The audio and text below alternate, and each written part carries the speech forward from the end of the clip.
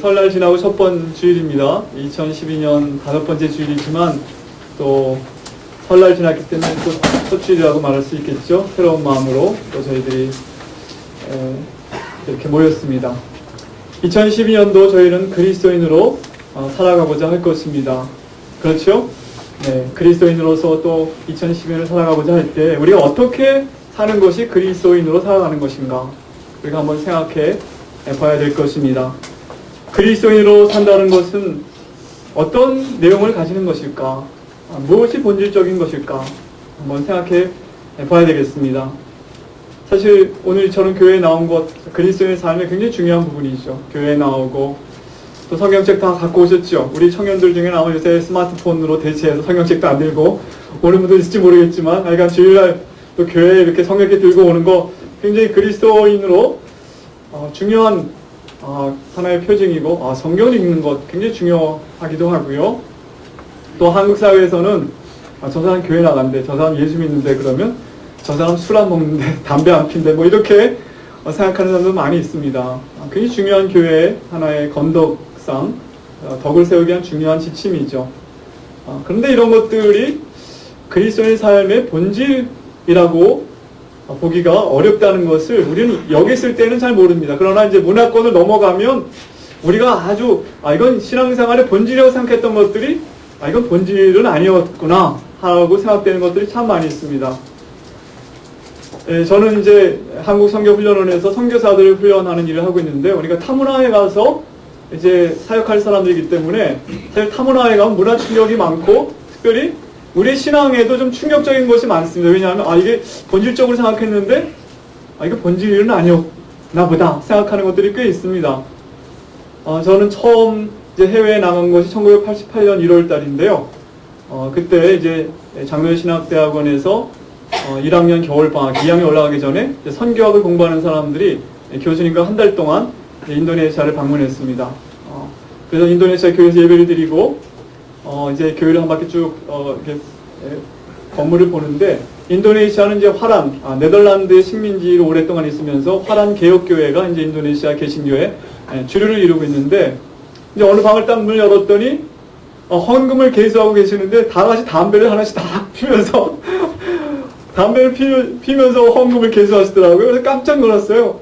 한국교회에서는 담배 폈다 그러면 완전히 이거 뭐 지옥에 곧바로 떨어질 죄인으로 생각하는데 어떻게 헌금을 개수하고 담배를 피시나. 근데 뭐 경건하고 담배하고는 별 상관이 없더래. 그 문화권에서는. 사실 유명한 그 신학자들, 개혁교회 계통의 신학자들은 이 파이프 담배를 즐겨 피시더라고요. 제가 미국에서 공부할 때 그 화란 개혁 교회 출신의 그 신학자가 한 분 계셨는데 그분 담배를 즐겨 펴셨는데 한국 학생들이 자꾸 유학을 오니까 끊으셨대요. 시험 들은 사람들이 많아가지고 건덕상 끊으셨다 그러더라고요. 어쨌든 이것이 본질적인 것은 아니다 하는 것을 혹시 이 가운데 뭐 담배 피시는 분들 뭐 그렇다고 계속 펴도 좋다는 말은 아니고 건강에 안 좋으니까 끊으라는 거지. 그러나 담배 핀다고 해서 경건 생활에 뭐 큰 문제가 생기고 그 다음에 꼭 그렇게 동일시할 수는 없다. 본질적인 것은 아니다 하는 거죠.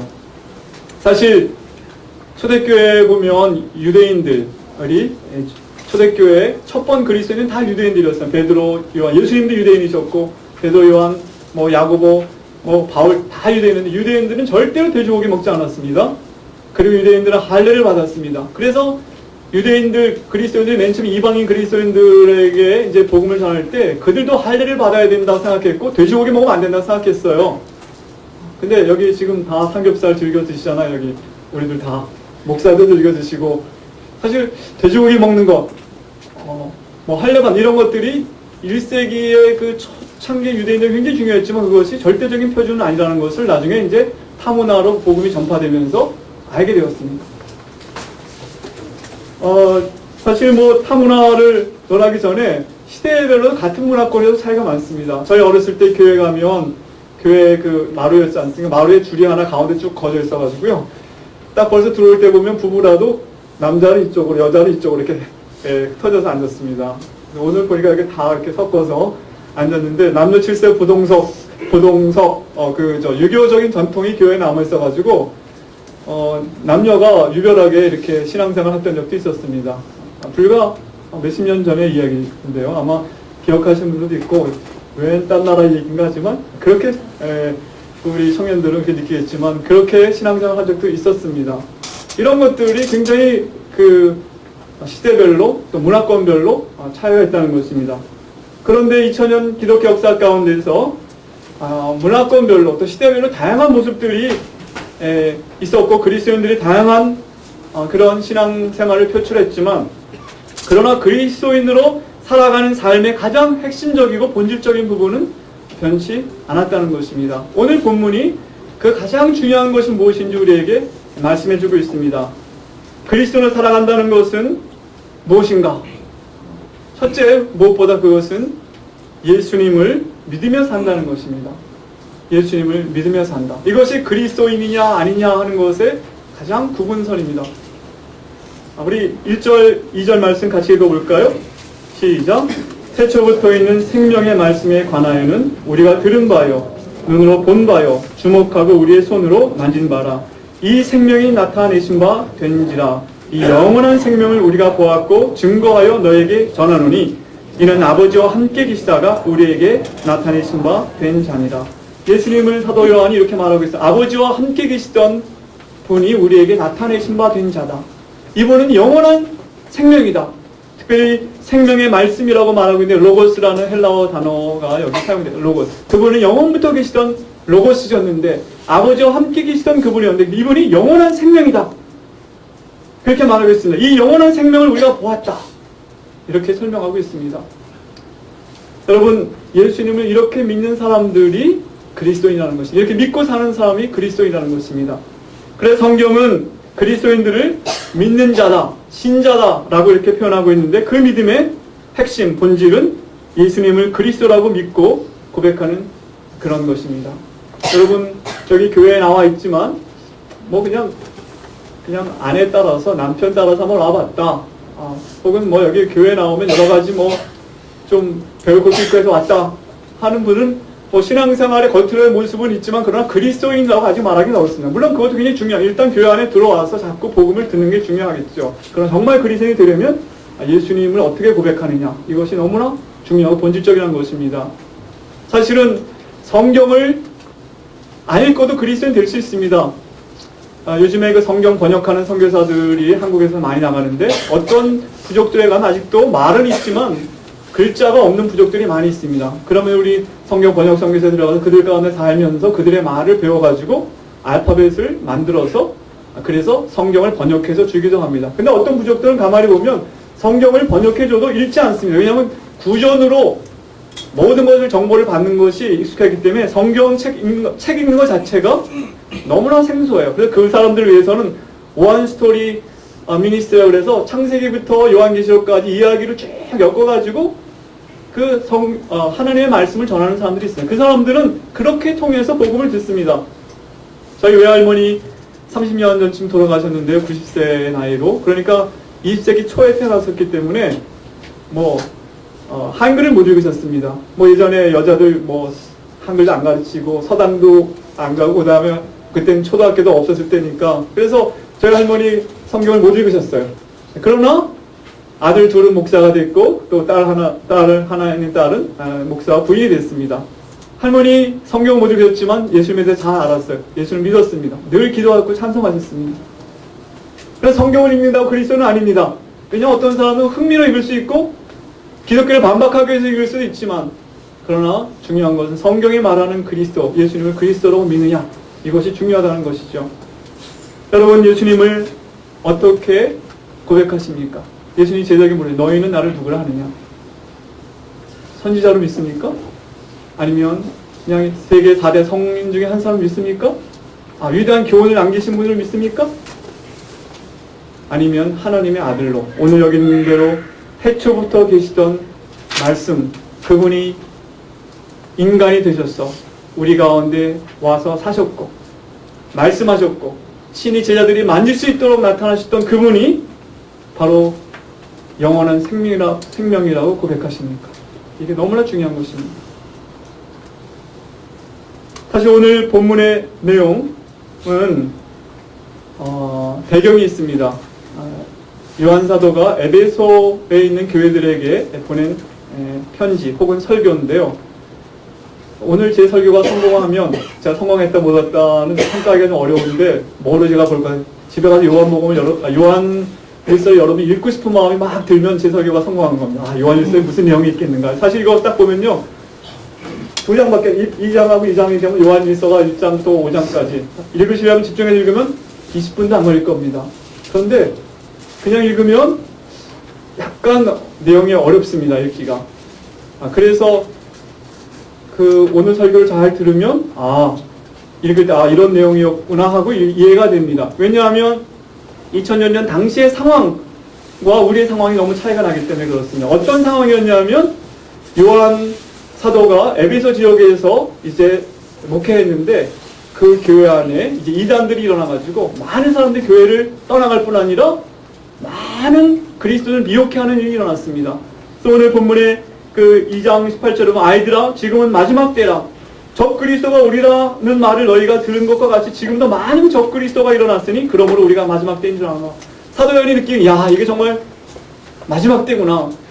교회 안에 이렇게 복음을 대적하는 무리들이 일어나다니 이렇게 느낄 정도로 교회가 거의 지금 막 큰 혼란 가운데 황폐화될 수 있는 그런 지경이 이런 것이는 우리 이한교회가 이렇게 잘 성장하다 만약 교회 안에 막 분란이 일어나고 막 교인들이 서로 미워하고 막 이 말하고 저 말하고 목사님 무슨 말을 해도 안 듣고 목사님에게 삿대질하고 막 이런 일이 일어나면 여러분 어떻게 느끼겠어요? 이게 정말 세상이 끝나는 모양이다 이렇게 느끼겠죠. 그런 상황이 그때 벌어진 것입니다. 교회 안에 어떤 사람들이 영을 하나님께서 계시를 받았다고 말하면서 뭐 이렇게 말을 막 합니다. 그때 사도 요한이 이렇게 말합니다. 사랑하는 자들아 영을 다 믿지 말고 오직 영들이 하나님께 속하였나 분별하라. 많은 거짓 선지자가 세상에 나왔습니다. 어떤 사람들이 나는 하나님으로부터 계시를 받았다는 거예요. 하나님이 이렇게 말씀하셨다는 거예요. 그래서 2장에 보면 아들을 부인하는 자에게는 또한 아버지가 없으되 아들을 시인하는 자에게는 아버지도 있느니라. 예수님 아들을 부인하는 자는 하나님 아버지도 없고 아들을 시인하는 자는 하나님 아버지도 있다. 왜냐하면 이 거짓 선생들이 예수님을 부인했기 때문에 하나님이 하나님의 아들이신 것을 거부했기 때문에 그들에게는 그들이 암만 성령 받았다 해도 그건 하나님께로부터 온 영이 아니고 그들에게는 하나님 아버지가 계시지 않다. 이렇게 말하고 있는 내용이 오늘 요한 1서에 나와 있습니다. 그래서 집에서 쭉 보시면 요한 1서가 이런 상황 가운데 주어진 설교구나. 그래서 당시 사람들은 이걸 읽기만 해도 다 이게 무슨 말을 하고자 하는 의도를 다 알았지만 우리들은 좀 어렵습니다.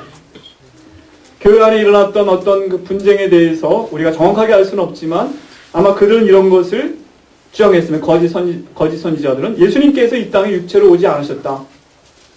예수님께서 이 땅에 사람의 모양으로 오셨다고 하지만 그거는 진짜가 아닐 것이다. 그들이 쓴 문서들에 보면 영지주의자들이라고 그러는데요. 어떤 식이냐. 예수님이 걸어다니는데 발자국이 없더라. 이게 뭐예요? 걸어다니는데 발자국이 없다면? 그럼 귀신이죠. 영이죠. 사람처럼 보였지만 사람은 아니다. 그래서 가연설이라고 하는데 그렇게 주장하기도 했습니다. 이런 생각을 왜 나왔냐 하면 당시 그리스 사람들은 이원론, 영과 물질을 아주 엄격하게 구분하는 것입니다. 영은 영원한 세계고 진리의 세계고 이 물질의 세계는 유한하고 죄가 있고 그런 거기 때문에 그들이 생각하는 구원은 이 육체를 벗어나고 이 물질을 벗어나 영의 세계로 진입하는 것입니다. 아마 불교랑 비슷한 교리를 갖고 있었던 것 같아요. 우리가 불교가 해탈한다는 것은 이 업보의 세계에서 벗어나는 것이 구원 아닙니까? 그러니까 그들이 생각할 때는 이 우주, 이 물질의 세계는 이 타락한 신이 만들었다는 거예요. 그래서 신들도 여러 종류의 신이 있는데 가장 저급한 신이 이 창조주라는 거예요. 그래서 이 물질을 만든 신은 가장 저급한 신이다. 이런 생각이 있었어요. 그러니까 어떻게 하나님이 인간이 될 수 있겠는가? 그러면서 예수님의 역사성을 부인하고 그러다 보니까 예수님의 말씀도 다 예수님이 말하는 것이 그 권위를 두지 않았던 것이죠. 얼마나 혼란스럽겠습니까? 그러면서 자기들이 하나님을 안다고 하면서 하나님의 영을 받았다 그러면서 이 말 저 말 하는데 그것이 예수님께서 요한복음에 혹은 복음서에 예수님께 말씀하셨던 것과 정면으로 배치되는 말을 계속 하는 거예요. 예수님을 인정하지 않으니까. 얼마나 혼란스럽겠습니까? 특별히 이들이 주장했던 것 중에 하나는 자기들은 죄를 짓지 않는다는 거예요. 자기들은 특별한 지식을 갖고 있고 우리들이 어떤 너희들 보기에 죄라고 생각하는 걸 할지 모르죠. 우리는 그런 걸 다 초월했다. 그리고 우리의 영은 전혀 우리의 행한 행동에 영향을 받지 않는다. 우리의 영은 깨끗하기 때문에 우리가 간음을 하던 뭘 하던 간에 우리 몸으로 진 것은 우리가 아니다. 진짜는 우리 영이다. 그래서 오늘 성경은 그런 말이 있습니다. 요한일서에 보면 이런 표현이 나오기, 요한일서 1장 8절에 보면 만일 우리가 죄 없다 하면 스스로 속이고 또 진리가 우리 속에 있지 아니할 것이요. 그들이 하던 말, 우리는 죄 없다. 또 10절에 만일 우리가 범죄하지 아니하였다 하면 하나님을 거짓말하는 자로 만드는 것이니 또한 그의 말씀이 우리 속에 있지 아니하냐. 거짓 선지자에게 말, 우리는 죄 없어. 우리는 범죄하지 않았다. 이것은 예수님께서 이 땅에 우리의 죄를 위하여 화목제물로 오셨다는 걸 정면으로 거부하는 그런 교리의 바탕이 되는 거죠. 예수님께 이 땅에 오셨습니까? 우리 죄를 위하여 화목제물로 오셔서 피를 흘려주신 건데 예수님을 부인하는 것입니다. 이런 것이 배경에 깔려 있습니다. 사실 이런 주장을 전에 내용을 얘기하면 에베소에 지금 그 사도 요한의 그 무덤으로 추정되는 곳이 두 곳이 에베소에 아직 존재하는데 하루는 에베소의 그 목욕탕이 유명하답니다. 그때 당시 유명했 목욕하고 있는데 사도 요한도 목욕하러 갔습니다. 여러분 사도 요한도 목욕했습니다. 저도 목욕탕 가는데요. 가끔씩 우리 목동에 저희 집에 목욕탕 가도 약간 이거 훈련생들이 오면 어떡하지? 가끔 그런 생각도 하고 가지만 오면 어떻습니까? 사도 요한이 목욕탕에 갔는데 이러한 주장을 하던 사람 대표적인 케렌시스라는 그 영지주의자가 있어서 목욕탕에 들어왔대요. 그래서 사도 요한이 그 사람을 보더니 갑자기 목욕탕을 밖으로 뛰쳐나가는 거예요. 왜냐하면 저 진리의 원수가 이 목욕탕에 들어와서 이 목욕탕에 무너질지도 모르는 내가 빨리 도망가야 되겠다 하고 나갔다는 거예요. 그러니까 사도 바울이 얼마나 사실은 이 진리를 대적하는 자들에 대하여 그래서 성경은 마귀의 자식이라고 그렇게 표현했던 걸 볼 수 있습니다. 자, 그런데 예수님을 하나님의 아들로 구세주로 믿는 것이 그때 사람들에게만 어려웠습니까? 아마 오늘 현대인들에게도 어려울 것입니다. 믿기지 않는 것이 너무 많아요. 우선 하나님이 존재하는가? 의심을 던지는 사람이 많습니다. 그리고 하나님이 또 인간이 되셨다. 글쎄, 동정녀의 몸에서 예수님이 하셨다. 처녀가 아이를 낳았다고 글쎄. 죽었다가 3일 만에 부활하셨다. 죽은 자가 어떻게 살아나나? 죽으면 끝이 아닌가? 죄?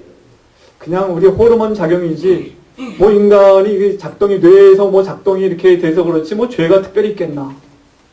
이런 생각들. 그럼에도 불구하고 우리가 성경에 기록된 대로 예수님을 구주로 고백한다는 것은 우리가 조금 아까 사도신경 고백했습니다. 전능하사 천지를 만드신 하나님 아버지를 내가 믿사오니 그 외아들 우리 주 예수 그리스도를 믿사오니 이는 성령으로 잉태하사 동정녀 마리아에게서 나시고 본디오 빌라도에게 또 고난을 받으시고 하나님이 고난을 받으셨습니다. 십자가에 죽으시고 장사한 지 4일 만에 죽은 자 가운데에서 다시 살아나셨습니다.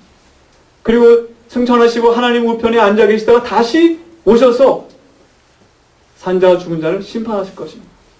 성령이 계십니다. 그리고 거룩한 교회가 있고 성도가 서로 교통하는 것, 교제하는, 코이노니 하는 것과 몸이 다시 사는 것과 그리고 영원히 사는 것을 믿습니다. 우리 고백했습니다. 그렇죠? 고백했죠? 네, 외운 거 아니죠? 우리 마음을 실어 우리가 이렇게 믿노라고 선언했습니다. 엄청난 내용입니다. 이 천지를 하나님이 지으셨다. 예수님은 하나님의 그 아들이시다. 예수님이 십자가에 죽으신 것은 우리의 죄를 위한 것이다. 그리고 심판하러 다시 오실 것이다. 그리고 우리도 다시 살아날 것이다. 영생이 있다. 예수님을 하나님의 아들로 믿을 때 이 모든 고백이 정말 우리의 고백이 되는 것입니다. 여러분 그렇게 믿습니까? 예수를 믿는다는 것은 그래서 마태복음 보면 이것을 우리에게 알게 하신 이는 어떤 인간이 아니라 하나님 아버지께서 우리에게 알려주신 것이다. 성령이 아니고는 이렇게 고백할 수 없다. 이렇게 말씀하고 있는 것입니다. 이런 고백을 진심 우리 마음으로 할 수 있는 사람이 이미 성령께서 우리 안에 계시기 때문에 가능하다 하시는 것입니다. 삼위 성부 성자 성령 하나님께서 우리를 돕고 계시기 때문에 우리가 이렇게 믿음을 유지하고 또 고백하게 된다는 것입니다. 자, 그리스도인의 삶의 본질은 예수님을 믿는 삶입니다. 그런데 이 믿음은 가만히 해석해보면 이 믿음이야말로 무엇을 믿는다는 것인가? 예수를 믿는다는 것은 바로 하나님은 사랑이시라고 믿는다는 것입니다. 오늘 이 요한일서에 아주 놀라운 말씀이 여기 있는데 집에 가서 꼭 한번 읽어보시게 될 것입니다. 이 말씀을 아주 확인하고 싶으셔서 4장 9절에 보면 하나님의 사랑이 우리에게 이렇게 나타난 바 되었으니 하나님이 자기의 독생자를 세상에 보내심은 저로 말미암아 우리를 살리려 하심이니라. 사랑은 여기 있으니 우리가 하나님을 사랑한 것이 아니요 오직 하나님이 우리를 사랑하사 우리 죄를 위하여 화목제로 그 아들을 보내셨음이니라. 사랑하는 자들아 하나님이 이같이 우리를 사랑하셨은즉 우리도 서로 사랑하는 것이 마땅하더라. 예수님이 하나님의 아들이라고 믿는 것은 하나님께서 우리를 사랑하신다는 사실을 믿는 것입니다. 하나님이 독생자를 아끼지 아니하시고 우리를 위하여 보내주셨다. 하나님이 우리 죄를 위하여 화목제를 보내셨기 때문에 우리 죄는 용서함 받았다 믿는 것입니다. 그리고 하나님은 우리를 돕는 자시다. 우리를 사랑하시는 분이시다. 우리에게 재앙이 아니라 평안을 주기를 원하시는 분이라고 믿는 것입니다. 그렇게 믿을 때 우리는 소망을 갖게 됩니다. 그렇죠. 예수를 믿으면 예수를 믿는다는 것은 하나님의 사랑을 믿는다는 것이 하나님의 사랑을 믿기 때문에 우리에게는 소망이 생기는 것입니다. 2022년에 우리가 그리스도를 살아간다는 것은 예수를 믿으며 살아가는 것이고 그 믿음으로 말미암아 하나님의 사랑을 확신하고 소망을 가지고 살아간다는 것입니다. 그렇게 사시겠습니까? 그렇게 사는 것이 우리 그리스도인의 삶의 본질이고 핵심인 것입니다. 두 번째로 그리스도인의 삶의 본질은 무엇인가? 그것은 하나님과 사귄다는 것입니다. 하나님과 사귀는 삶. 삼일체 하나님과 사귀는 것인데요. 다시 1장으로 돌아가서 1장 3절 다 같이 읽겠습니다. 시작. 우리가 보고 들은 바를 너희에게도 전함은 너희로 우리와 사귐이 있게 하려 함이니 우리의 사귐은 아버지와 그 아들 예수 그리스도와 함께합니다. 너희들 사귀냐? 뭐 이렇게 젊은이들 말 너희들 사귀냐? 그러면 거기 두 사람 완전 사깁니까? 그러면 이제 펄쩍 뛰면서 말 거예요. 이 사귄다는 말이 참 좋은 말이다. 코이노니아라는 단어인데 사귀다, 교제하다. 그리스도인의 본질은 하나님과 사귀는 사람들이고 그 사귀는 공동체 속에 있는 것입니다. 여러분 하나님과 사깁니까? 아직도 하나님이 멀리 계시고 인격적으로 모르는 그냥 지식적으로 부르면 그리스도인의 삶의 본질이 아닙니다. 하나님과 사귀는 삶. 하나님 아버지 부를 때 하나님 아버지의 사랑이 느껴지고 믿어지고 하나님 가까이 계시고 예수님 나를 위하여 죽어주신 것 감사하고 지금도 나를 위하여 하나님 보좌 우편에서 대원자가 되어주시고 내 안에 성령께서 계셔서 지혜를 주시고 평안을 주시고 인도하시는 그 하나님과 사귀는 것.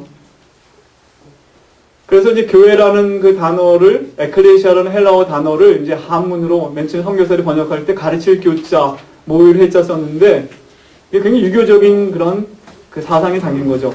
공자활 맹자활 하듯이 사서삼경 가르치듯이 교회 오면 예수님 왈, 예수님 가사대 해서 가르칠 교자를 썼지만 사실은 교회를 더 잘 표현하는 것을 다시 번역을 한다면 사귈 교자를 써서 하나님과 사귀는 모임 이렇게 하면 더 정확할 것입니다. 아무리 교회에 나와서 하나님의 말씀을 배워도 하나님과 사귐이 없다면 그것은 참 그리스도인의 삶이 아닙니다. 여러분 하나님을 사귀고 계십니까? 나만 사귈래요 하나님? 하나님께서 먼저 말씀하셨어요. 나와 사귀자. 누구든지 내 음성을 듣고 문을 열면 내가 그에게로 들어가. 그러 더불어 먹고 그는 나와 더불어 먹으리라. 내가 그리스도와 함께 십자가에 못 박혔나니 그런즉 이제는 내가 산 것이 아니오 오직 내 안에 그리스도께서 사신 것이라. 이제 내가 육체 가운데 사는 것은 나를 사랑하사 나를 위하여 자기 몸을 버리신 하나님의 아들을 믿는 믿음 안에서 사는 것이라. 우리가 주님 안에 있고 주님이 내 안에 계시고 성령이 우리 안에 계시면 하나님도 함께 계시고 예수님도 함께 계십니다. 한 분이 계신 곳에 두 분도 함께 계십니다. 아버지가 내 안에 계시고 예수님 말씀 내가 아버지 안에 있고 성령은 예수님의 영이시며 동시에 하나님 아버지의 영이 되시고 참 신비한 이 교제 가운데 우리가 참여하게 된다는 것입니다. 예수님께서 말씀하셨습니다. 여기 우리끼리 모였다고 생각하지만 여기에 삼위 하나님, 성부, 성자, 성령 하나님께서 우리와 함께 이 자리에 계신 것입니다. 이것을 경험하는 것이 그리스도인의 삶의 본질이라고 하는 것입니다. 이러한 삼위일체 하나님과의 사귐, 아주 긴밀한 사귐을 말합니다. 인격적인 사귐을 말합니다. 어떻게 아버지와 내가 하나다 말씀하시는가? 어떻게 성령께서는 예수님의 영도 되시고 하나님 아버지의 영도 되시는가? 이거를 좀 이제 여러 가지 설명한 것이 삼위일체의 교리죠. 삼위일체란 말이 성경에 나와 있지 않지만 세 분의 위가 계시다. 아버지와 아들과 성령은 각각 다른 인격체이십니다. 아버지는 아들이 아니시고 아들은 아버지가 아니십니다. 또 성령은 아들이 아니십니다. 그러나 이 세 분이 한 하나님이시다. 이거 참 말로 설명하기 어려운 진리입니다. 우리가 다 측량할 수 없는 하나님의 신비한 존재 양태인데요. 사실 우리도 인간도 인간끼리 다 이해하기 어려운데 하물며 온 우주를 만드신 그 하나님의 신비한 그 내적인 비밀을 우리가 다 설명할 수 없지만 성경에 그렇게 기록되어 있기 때문에 우리가 성경대로 믿으면 삼위일체 하나님을 믿게 됩니다. 분명히 말씀하시길 말씀 위에 아버지 하나님과 함께 계셨으니 이 말씀 곧 하나님이시나 예수님도 하나님이시고 하나님 아버지도 하나님이시고 성령님도 하나님이신데 한 하나님이 계시다. 그래서 이단들이 많이 일어나죠. 기독교는 30년을 믿느냐? 아닙니다. 일신론을 믿느냐? 그것도 아닙니다. 그럼 뭘 믿느냐? 삼위일체 신을 믿습니다. 이 세상에 어떤 종교도 말하지 않는 인간의 이성으로 다 설명할 수 없는 신비한 그 교제. 그러나 우리가 알 수 있는 것은 하나님은 사랑이시기 때문에 영원 전부터 성부와 성자와 성령께서 교제하고 코이노니아 사귀셨다는 거예요. 그 사랑의 공동체가 있었고 그 하나님께서 사랑의 하나님이 온 우주 만물을 지으시고 우리도 서로 사귈 수 있는 존재로 우리끼리 사귀고 하나님과 사귈 수 있는 인격적인 존재로 우리를 지으셨다는 것을 성경을 통하여 알 수가 있습니다. 그래서 우리가 삼위일체 하나님과 사귄다는 것은 우리 교회가 삼위일체 하나님의 공동체가 된다는 것은 다음과 같은 특성들을 나타내야 될 것입니다. 첫 번째로 그것은 진리 안에서 사귀는 것입니다. 여러분 이제 올해 2012년에 우리가 그리스도의 삶을 살고자 할 때 하나님을 깊이 알아가고 사귈 뿐 아니라 우리끼리 사귀어야 합니다. 여러분 이안교회가 출범한 6년 되셨는데요. 6년 동안 얼마나 많이 사귀셨습니까? 여러분 서로. 저는 지금 집이 멀다는 핑계로 주일 딱 나오고 이제 가기 때문에 여러분과 깊이 잘 사귀지 못하고 있어서 늘 죄송하고 그러나 제가 협동 목사라는 좀 독특한 위치에 있기 때문에 그런 줄 아시고 용납하고 들으십시오. 그러나 우리끼리 정말 사귐이 있어야 됩니다. 서로 아마 6년 동안 계셨지만 아마 별로 아는 게 없을 수 있습니다. 주일에 나올 때 딱 보고 딱 단정하게 하고 나오고 자기 속은 하나도 안 열어 보였기 때문에 뭐 10년을 같이 있어도 저 사람이 누군지 그냥 짐작만 하지 모를 수 있습니다. 그러나 삼위일체 하나님의 공동체는 그런 공동체가 더 친밀한 공동체로 가야 됩니다. 성부가 자신을 성자에게 다 내어주고 성자가 성령에게 다 내어주고 서로가 서로에게 다 내어줘서 아버지 안에 내가 있고 내가 아버지 안에 있고 또 예수를 믿는다는 것은 그리스도 안에 우리가 있고 그리스도께서 우리 안에 계신 그 공동체가 된다면 정말 우리가 구체적이고 사랑의 나눔을 가져야 한다는 것입니다. 사실 개가 소 보듯 하다 뭐죠? 소가 닭 보듯 하나? 개가 소가 닭인지 아니지 우리가 길출에 와서 성도 옆에 형제자매를 보게 될 때 소 닭 보듯이 하고 간다면 그거는 그리스도인의 본질적인 삶이 아닙니다.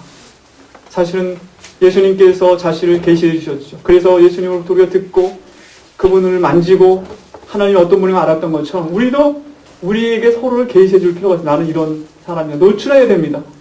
그리고 자신의 연약함을 나눌 수 있어야 되고 짐을 같이 나눠주고 함께 울고 함께 웃고 그리고 서로 돌아와 사랑과 선행을 격려하는 이것이 바로 삼위일체 공동체의 특성인 것입니다.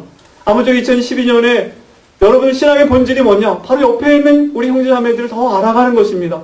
그리고 짐을 나눠주는 것입니다. 오늘 요한일서에 집에 가서 꼭 읽어보세요. 보면 형제들아 자매들아 우리가 말과 혀로만 사랑하지 말자.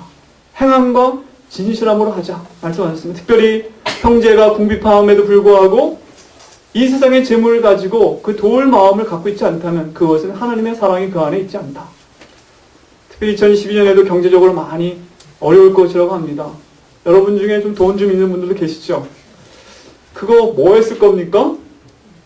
우리 형제자매들 위해서, 또 이 세상에 가난한 사람들을 위해서 또 써야 됩니다. 그게 초대교회가 순전한 마음으로 함께 음식을 띄고 먹고 또 가진 것을 서로 나누는 성령의 공동체, 코이노니아가 그렇게 이루어진 것입니다. 말로는 다 이렇게 말하지만 돈 지갑이 안 열린다면 우리끼리 그 코이노니아라고 말할 수 없습니다.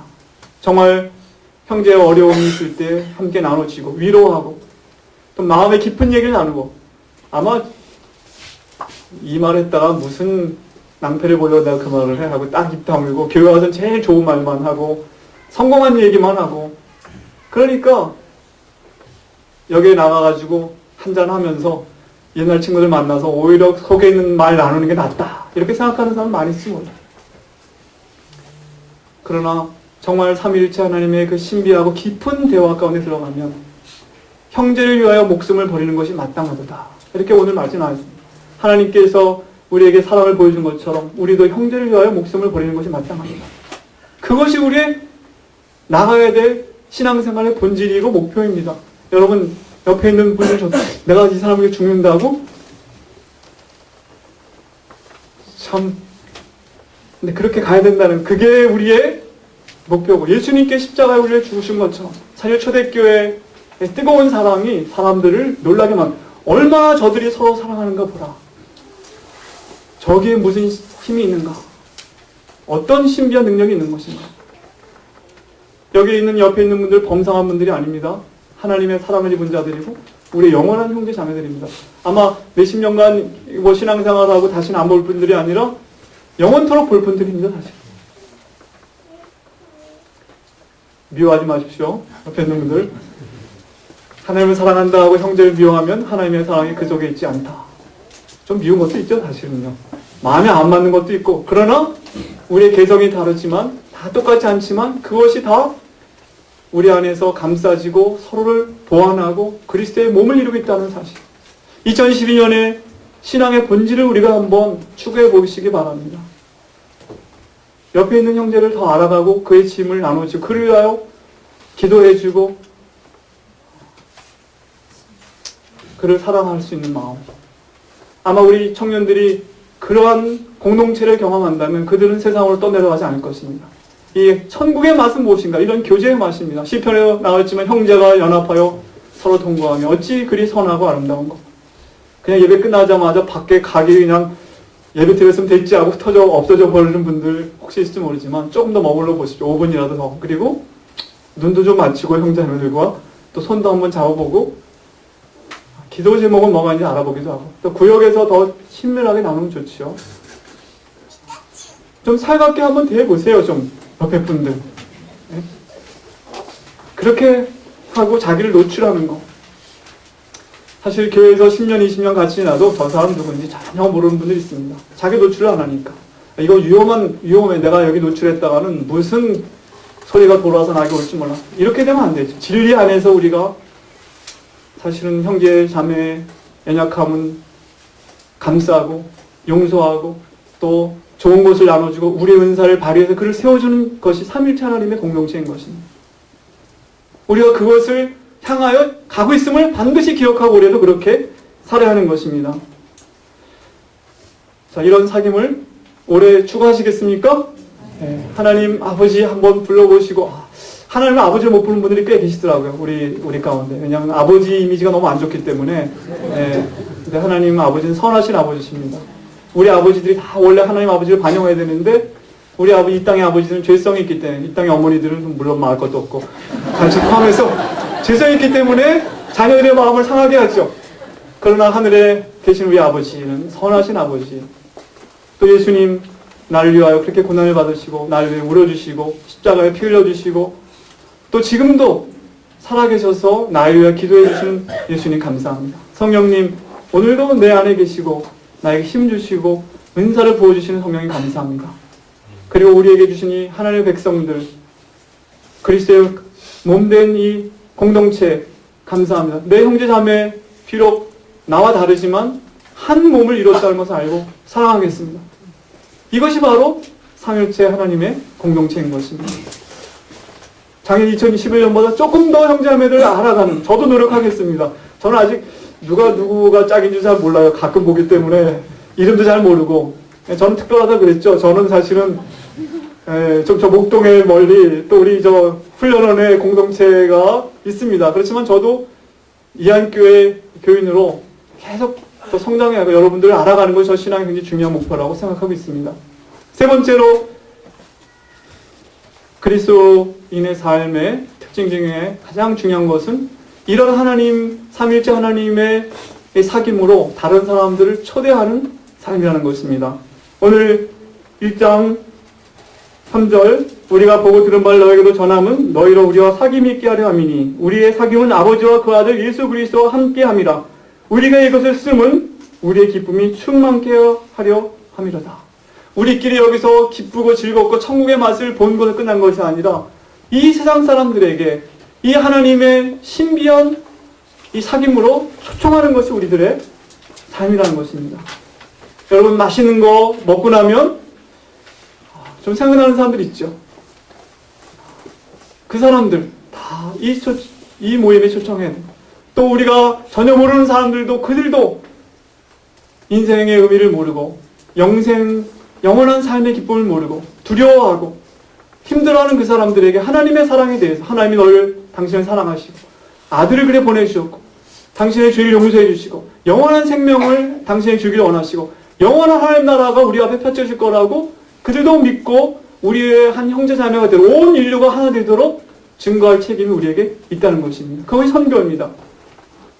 한때 선교라고 그러면 정복하는 것으로 생각하고 굉장히 뭔가 다른 사람을 위협하는 것으로 예수 전당 뭐 그러고 그럴 때 이제 요새는 그렇게 하면 사람들이 굉장히 거부 반응도 일으키고 더 그러는데 여기 이미지를 보십시오. 우리가 그 사귐에 초대하는 것입니다. 여러분 집을 열어서 이웃을 초대하고 그들과 사귀는 가운데 이 신비한 하나님의 삼위일체 하나님의 사귐으로 들어오라고 초청하는 것입니다. 작년 연말에 12월 달인가 고등학교 동창들이 동창회 모인다고 연락 오고 전화도 오고 계속 그랬어요. 근데 제가 해외에 오래 있다가 들어왔기 때문에 안 가본 일도 오래했지만 또 77년도에 졸업했으니까 35년 정도 됐는데 이 동창회 가나마나 고등학교 때 별로 친하게 지낸 것 같지도 않고 제가 또 용문고등학교라고 저기 뺑뺑이 일본으로 가서 떨어져 가는데 좋은 학교도 아니고 좀 별로 학교에 대해 자부심도 못 느끼고 다니고 그랬는데 이제 자꾸만 전화 오고 근데 가나마나 하다가 안 갈았습니다. 근데 나이가 제 나이쯤 되면 사람들이 좀 이렇게 사귀고 싶고 그다음에 마음을 열고 터놓고 자꾸 찾는 것 같아요. 그냥 모이고 그러는데 제가 그런 모임에 안 끌리는 이유 중에 하나는 여러분이 있지 않습니까?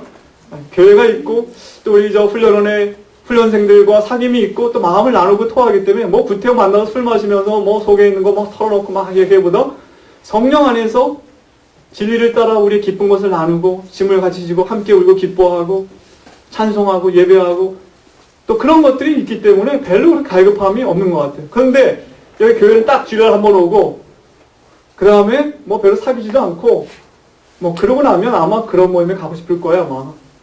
가서 좀 하면서 이제 속에 있는 거 다 내놓고 이제 좀 그게 뭘 털어놔야 사귀어야 우리가 인격으로 좀 존재하는 맛을 느끼게 될 거라는 거죠. 근데 그것이 결국 진리로 우리를 이끌어가지 못하지만 그런 거라도 사람들이 찾고 있는 것은 이 시대에 진정한 사귐이 없기 때문에 그렇다는 것이죠.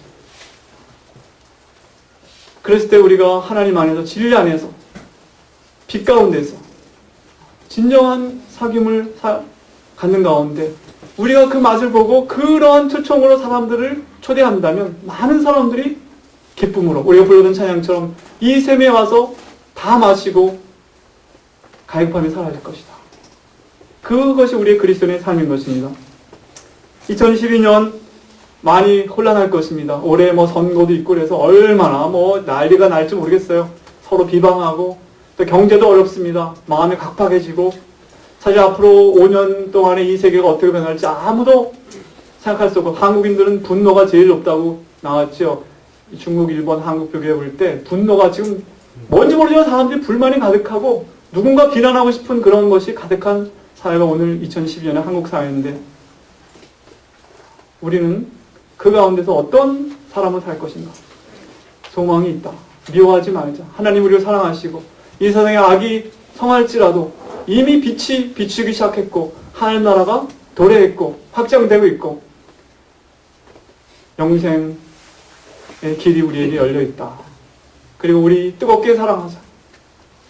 오늘 요한일서 3장 21절을 보면 이렇게 사도 요한은 그리스도의 삶을 요약하고 있습니다. 그의 계명은 이것이니 곧 그 아들 예수 그리스도의 이름을 믿고 그가 우리에게 주신 계명대로 서로 사랑할 것이니라.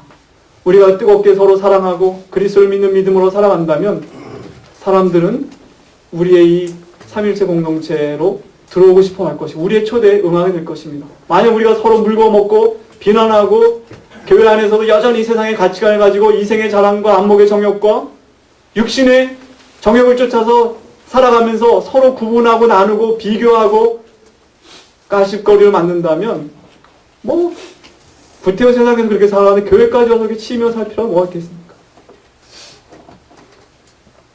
말세가 되면 불법이 성하고 많은 사람의 사랑이 식어질 것이다 말씀했습니다. 사람들이 사랑이 식어져서 너무 외롭고 춥고 두렵고 그런 가운데 있습니다. 그러나 우리 교회 안에서 그리스도의 사랑으로 우리가 하나님의 사랑을 믿고 성령이 부어주신 능력을 우리가 경험한다면 사랑의 불이 뜨겁게 우리 가운데 타오른다면 오늘도 소망을 잃은 사람들이 소망을 갖게 될 것이고 두려워하는 자들이 교회 안에 와서 안식을 찾게 될 것이고 가난한 자들이 이 세상은 참 정의롭지 못하다고 낙심하는 데서부터 희망의 빛을 보게 될 것입니다.